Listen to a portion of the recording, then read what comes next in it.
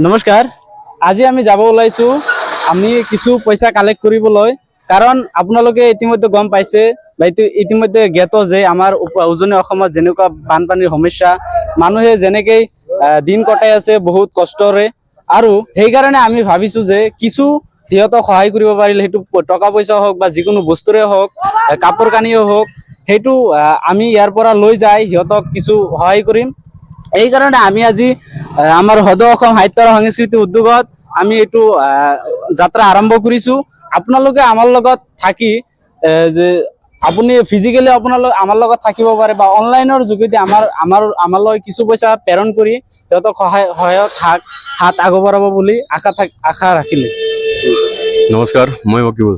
যিয়ে নহওক আপোনালোকে সকলোৱে জ্ঞাত যে আমি অহাকালি ডনেশ্যন প্ৰস্তুতি আৰম্ভ কৰিছিলোঁ।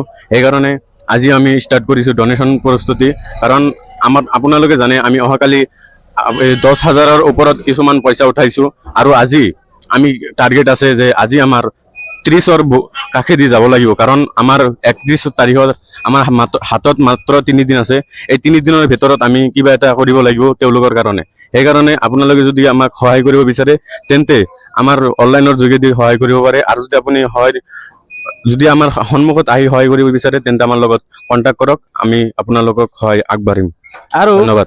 আমাৰ স্ক্ৰীনত আমাৰ স্কেনাৰ আছে বা আমাৰ বেনাৰটো পোষ্টাৰটো পাব আপুনি, সেইটোৰ যোগেদি ইয়াতে নাম্বাৰ আছে, কণ্টেক্ট কৰিব পাৰে। আৰু তথা আপুনি এই স্কেনাৰৰ সহায়ত অনলাইনৰ যোগেদি আমালৈ কিছু পইচা প্ৰেৰণ কৰিব পাৰে। এইটোৱে আমাৰ আপোনালৈ আশা থাকিল। ধন্যবাদ।